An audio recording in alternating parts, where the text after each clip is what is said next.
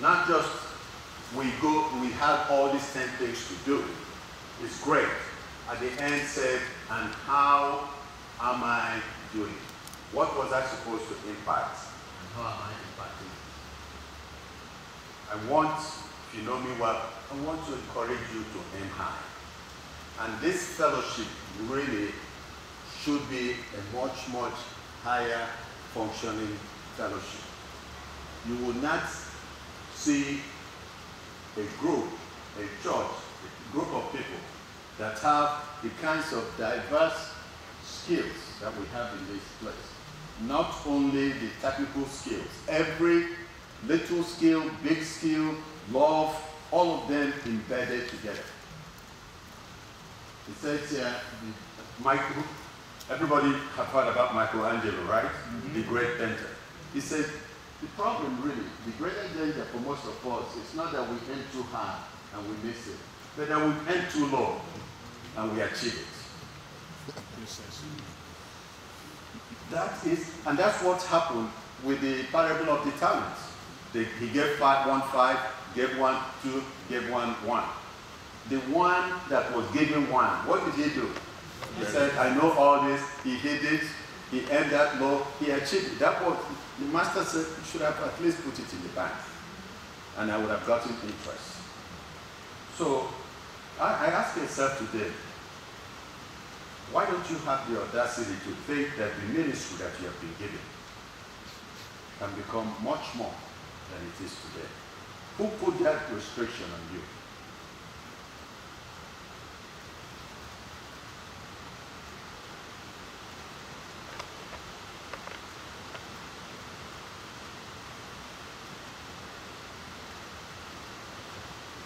This is the last slide before we go into the thing. I want to have you to read this. This is Albert Einstein. He said, if you always do what you always did, you would always get what you always got. Does that make sense? Yes. Okay. So as a leader, think about it. I think we're getting the time I said we will get. It's think through what I want you to do. I really would have preferred that, I don't know, Mr. President, I wanted people to sit down and actually write. Because what I want you to do, you can take a picture of this, or I can read it. I want you to answer some basic questions with your ministry.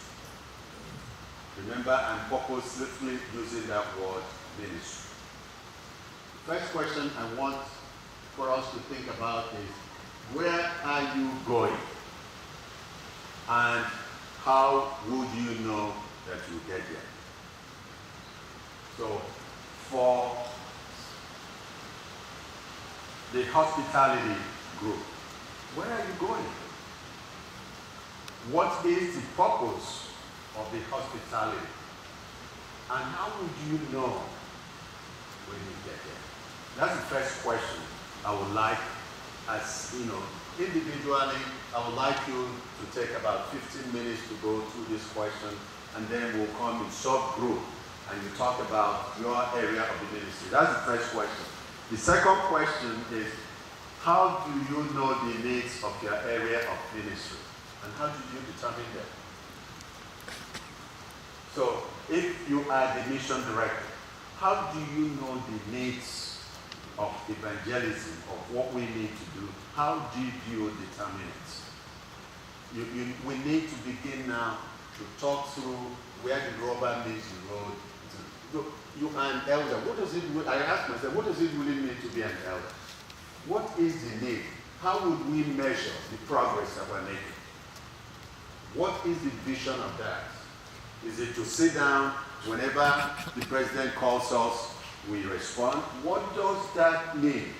That's what we need to begin to. Because if you really cannot think about where you are going, then it doesn't matter which activity you take, because it just gets you there. So that's the second question. The third question now is, what specific outcomes or results are you looking to get in 2019? Not activity. At the end of 2019, how will you measure your progress? Is it that we come in and we're all smiling, no more gossip? Is it that we come in and everybody is driving a Lamborghini, no more poverty? Is it that we come in, we can do a lot more tiring meeting? How would you measure that? Effective organizations, effective churches, think about where they are going. Think about how they listen to the leading of the Lord to get them into the... And that's what Paul meant. Paul was very clear about his ministry. He was very clear that he was called to the Gentiles. He was very clear the steps. And that was why when people wanted to distract him, or when he said, I rebuked Peter, because he wasn't going according, he was very clear. Jesus Christ was also very clear to what he was called to do and how to do that. When you do not have clarity of purpose, when you do not know, if Jesus Christ did not have a thing, he couldn't have said, I have finished the work. He had a sense of that. Paul said the same thing. He said, I have finished my course. What would you finish? When they tell you the 2 years are over, and then you just walk out and say, hey, God, thank you for this. I'm not, nobody will touch me again. And then we don't see you. My brother talked about, it's not about burnout. Then what, after you've answered those three, what activities will be most helpful and appropriate to achieve them? What that means that some of the activities that you're making now, depending on where you want to go, may no longer be appropriate, may no longer be relevant.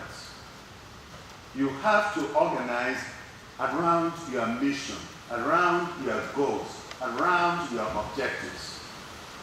You know, what I see in many African Christian fellowships and in many organizations, by the grace of God, in 2 weeks I'll be in Dallas, helping them on a professional level is that people just come in, this is the org chart, and they follow. But the org chart, organizational chart, may have been developed for different problems that existed 5 years ago. Things may have changed. The same thing with programs. People come in, we make this program I'm not saying it's wrong, but you need to ask, will this activity get me to where I want to go? Then you need to, do I even know where I want to go? Are we making sense? Yes, sir. Good. The last one then is, how would you measure progress in the interim? That's why sometimes businesses, they mention it on a quarterly basis. They don't wait for the end of the year to measure. Some organizations measure every 2 weeks. Some measure, Canada, they measure every 6 months. How would you measure progress? Our president says he wants us to do. How would we measure that? If that's the goal. So that's what I want us to think about and to do. And in fact, I brought sheets. The president has done me. Does everybody have this? Yep. Okay.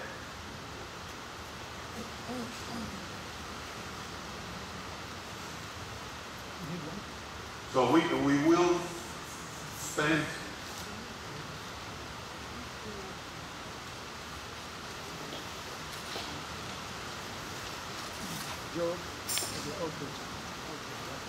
So what I want you to do is at the first page, write down what is your ministry. Maybe it's a supportive ministry, you are supporting others. And I want you on each page. So on the first page, you answer the first question. And that first question is, where are you going? And then the second one is, how do you plan to get there? Okay. To help you, I'm not asking you on that first question, what activity would you be doing? Are we getting it? It's what is the ultimate purpose of what you're trying to do? What's the vision on that? Maybe you don't know. Say you don't know and think about it, and when we get into smaller group, we may walk through how you do that. Then you answer the second question on a new sheet that says, do you know the needs of your ministry?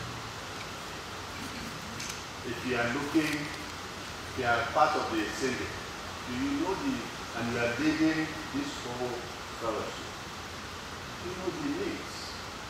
Is the need to sing more Yoruba song, or more Hausa song, or more American song? Particularly if you are looking for, a multinational organization. What is the need of the fellowship? So that you can attune that to that need. And in that way, you can measure it. What is the need of the fellowship? And then the third one is, what specific outcomes are you looking for? Be bold enough to say, this is how the outcomes we're looking, because it is the outcomes that inform the activities. If our president says we want to grow, we want to do the whole, Dr. Lachidoye was doing that. He said it's emotional, it's social, it's financial and all that. But if we are only concentrated in one aspect of it, and we get the rest.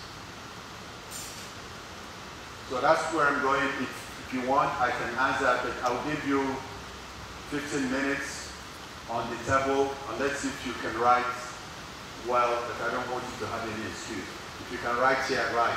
If you need a table, there's a table. But go and answer that 4 questions in 15 minutes.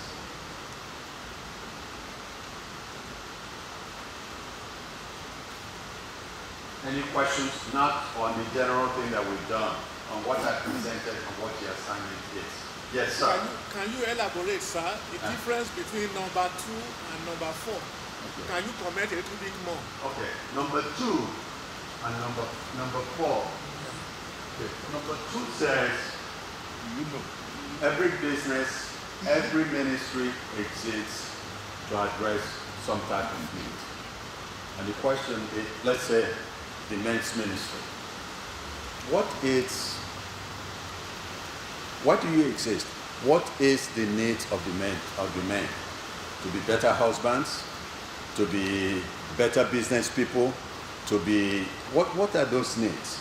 And the question, once he writes it down, I want to know, how did you determine that need? Did you talk to the men, they told you, or because you heard that there is fighting in the home? How did you determine that? So that is the number 2.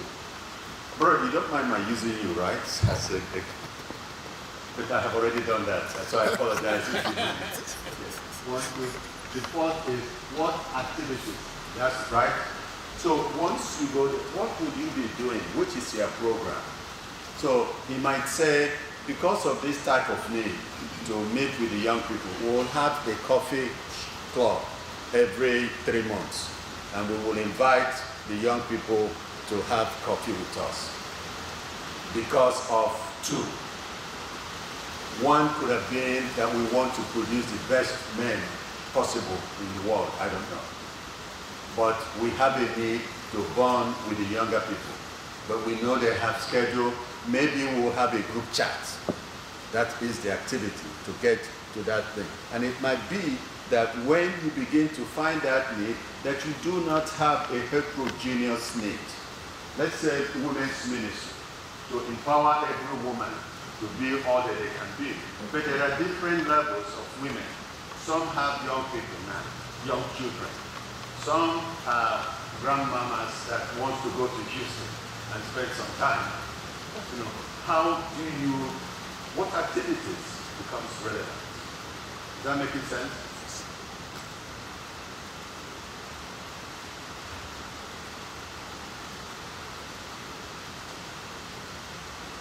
And if your ministry involves a group, like the music, maybe what we'll do is that you can group together, even at this point, to answer those questions, so that you can go through. Let's say, like somebody like Sister Ada, what is the purpose of the prayer secretary? To gather us here to pray, or to permeate the culture of prayer in the individual house and individual homes. Each of those will require different type of strategy. But you need to come out being convinced or knowing what area that you need to strengthen it in order to be a much more effective minister of your area.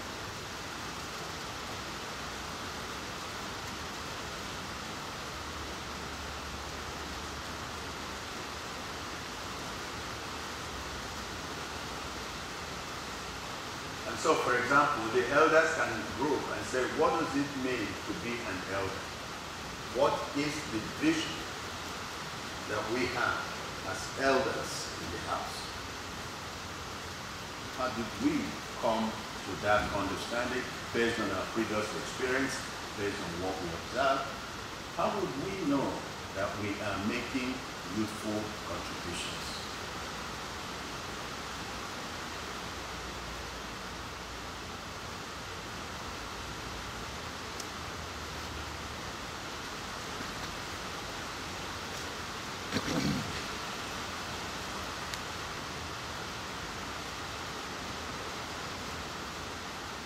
And you are the one responsible for passing the legacy, for working with the youth, emerging professionals.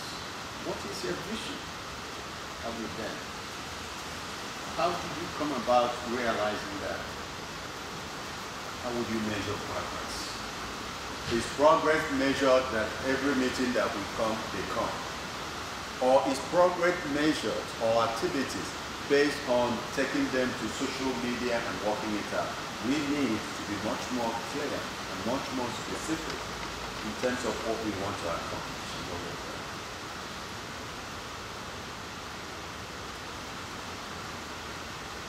The same thing with the executive. What is their vision in the house?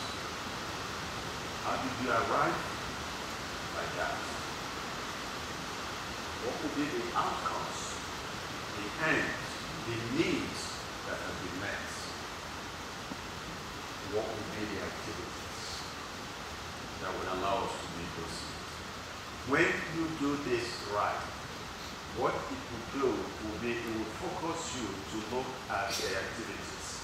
You may find that some of the activities may not be appropriate or relevant for some of the goals that you have. Some may take greater weight. Brother Zach and Dr. Lachdoye, in fact, all the previous speakers talked about priorities. You need to arrange your order of things. This is what helps you to do that. Because first it says, where are you going? Direction is more important than speed. You heard me say that. You can jump in and you start running. It wouldn't help you. There are three critical things. My children will tell you that I've talked to them to success. One is direction. The other one is knowledge. Get enough knowledge from people, from experience, that will allow you to do. That's what we're getting now. And the other one is discipline. Discipline to make it happen. Discipline to say, I've been doing this for the last 5 years. I don't think we need to do this more. We can do less of this in order to do more of that. We as Africans are over-committed in many things. But this will help us begin to get it. So how many have gone up to question number 3? Great. How many have gone up to question number 2?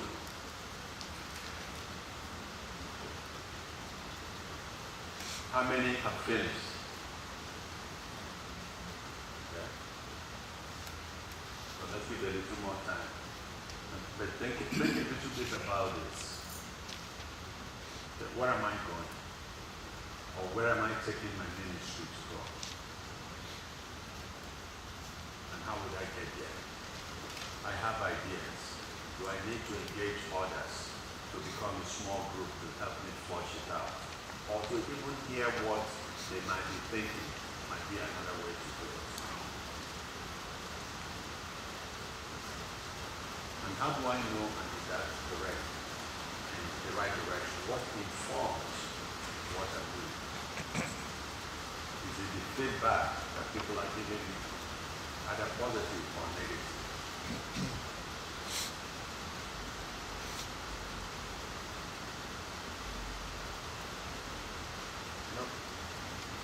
The advantage of breaking days into years is to help us get a sense of evaluation, to be able to look and say 365 days, past, how do I focus myself? How do I go back and say, okay, what happened now? That's the purpose of this exercise. In fact, I believe that this will help you as you go to report on your ministry later on. As you look at what happened last year, think about the activities, but think more about the ends. What need did you really meet? What outcome did you really achieve?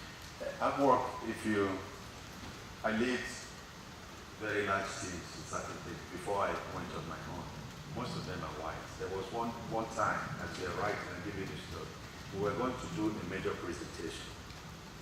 And that presentation was going to be closed, if we win it, about 20 million in design. So we fly in all these powerful men, powerful people, powerful women. Everybody normally sits down. New York is watching. They want to know. So we flew in this guy, 40 years experience. He comes in, and I will listen. They were making presentations. They talked about he's been in Boston, he's been in Europe, he's been this, he's been doing all this and this stuff. So I kept quiet. After he listened, he finished, and all of them finished. So they made the presentation to me, and my job is to, as the guy, I would normally lead the presentation. I would open it up and lay it out. Then I would come and do what we call closure. So after he did that, and it's an older guy, I looked at him and I said, so what? He looked at me, he said, what do you mean by so what? I said, just exactly what I said, so what? And I told him, I said, why should I care as a client that you have 14 years experience? Why should I care that you went to Harvard and all that? What should I care? He said, what you need to tell me is how all those things will either make it cheaper, faster, or quicker. Otherwise, you're just blowing steam. So I said, redo your presentation. So after we did that, we won. But two of them came back to me and said, I'm going to use this every time. He said, you are tough. But it's so what? So we come to fellowship. You laid out, so what? What difference does it make? Because if it's not, you're just running in circles. So we took those presentations, we broke it down, he said, and it started. In fact, I asked him, because part of it is rails, and rail cars and where you do. I said, have you gone to the garage? He said, no, they wouldn't. And I said, the man sitting by you knows that garage. When we break, then I can be rude. When we break in 15 minutes, I need you to talk to you. You don't come and you're looking for 20 million and you're looking for cookie cut. That's what we do. That's what, but we say excellent, excellent, excellent. So what? Who are you? Who would miss you? Who will miss your ministry? Who would miss it? Somebody needs to miss it because it is fulfilling a need. I'm encouraging you to move from activity to outcomes in your profession, in your life. That's what you told us what they do with one another. It's outcome. It's outcome. She sees the care. He sees the care. It's outcome. It's ends. Although you can't get ends and outcome without activity. But it's to be intentional. Are we done? Yep. Yes. Good. Does anybody have the boldness to read number 1? Yes. My dear coordinator extraordinary. Number 1. Okay. Watch your coffee before you spill it. You won't spill. Thank you. And if you spill, chairman will come after you. Okay, number 1, my area is human capacity building. And that encompasses training and coaching. on leadership. Oh, thank you.